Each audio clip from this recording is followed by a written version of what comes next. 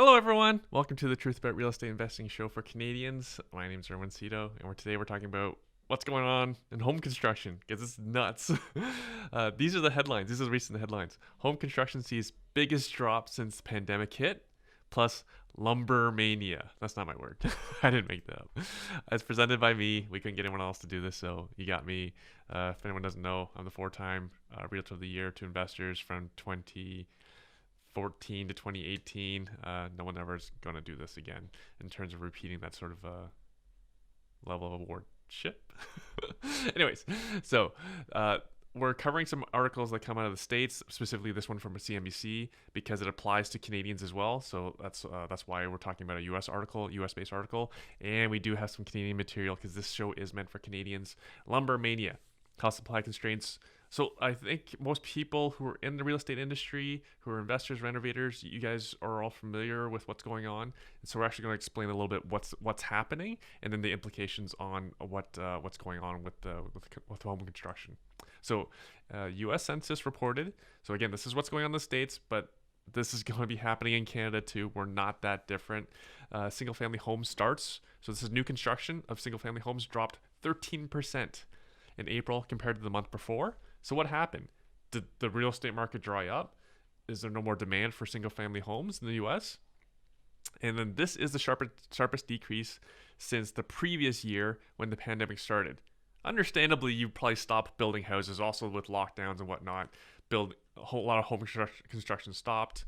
And here in Canada, they stopped temporarily, and then they were allowed to keep going if they had permits and whatnot. So this gentleman, Peter Bookvar, so he's saying the problem is actually related to the difficulty in procuring lumber and other products. So, for example, copper wiring, the prices have doubled or tripled.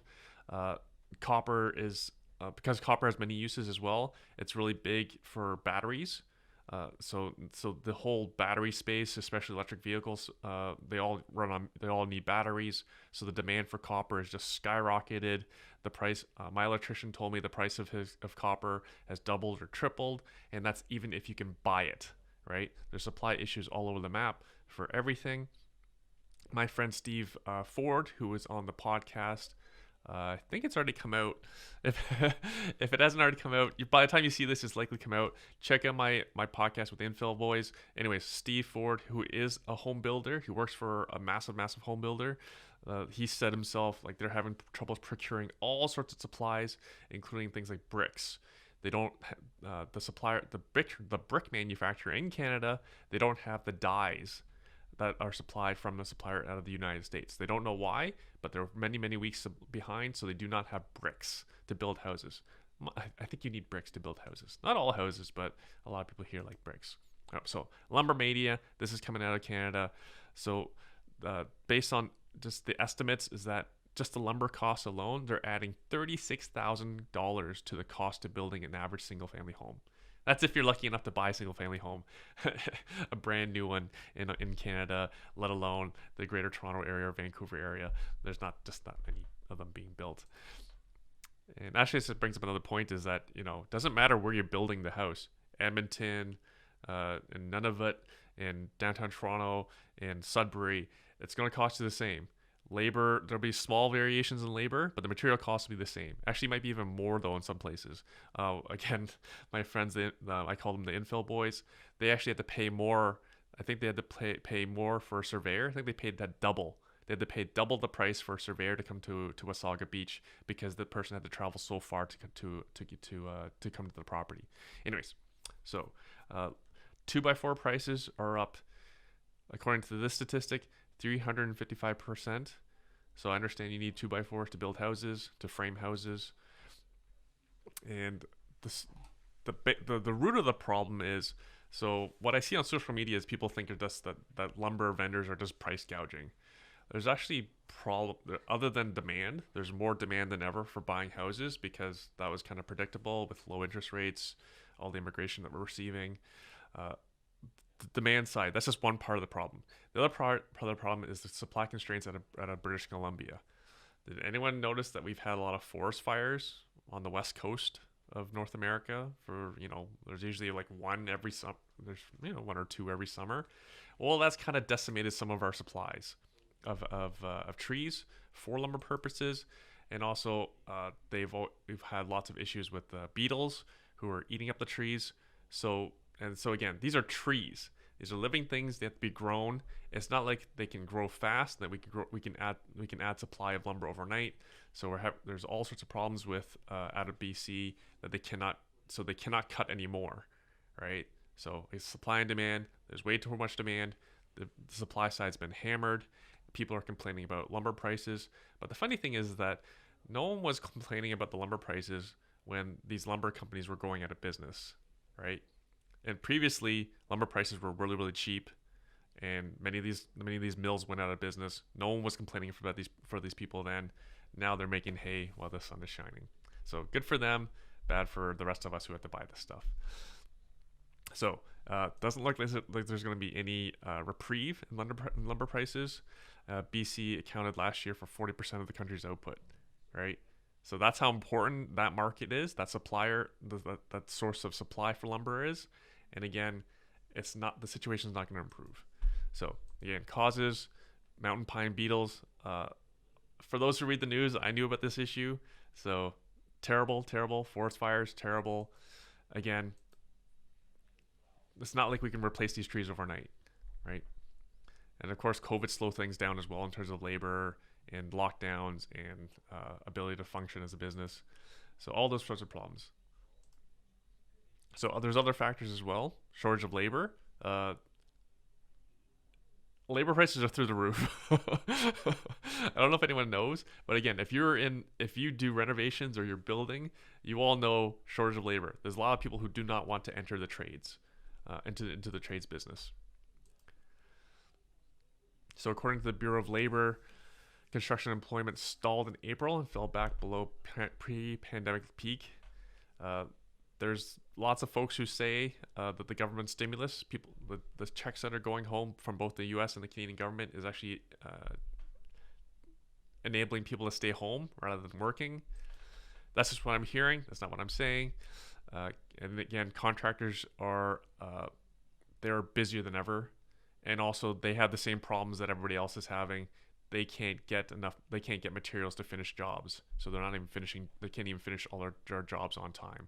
And in my experience, a lot of contractors can just name their price because, again, the demand is greater than ever. During the pandemic, people want to put up fences, want to build decks, want to invest in their outdoor spaces. Again, so landscapers, pretty much everyone. It took me 4 weeks to have a gas technician to add a gas bib so I could cook up my natural gas barbecue. It took 4 weeks. Tiny project. This is just a sample of how busy folks are, right? Roughly 15% of builders said they're putting down, so they actually do dig foundations and pour the foundation, and then they wait for lumber to arrive, that really, really expensive lumber. Hopefully no one steals it before it gets there, right? So again, the start doesn't count because the house is not completed. Again, everything's being delayed. So the headline's a bit of a what we call clickbait, not completely accurate. But houses are starting, but again, they're not getting finished.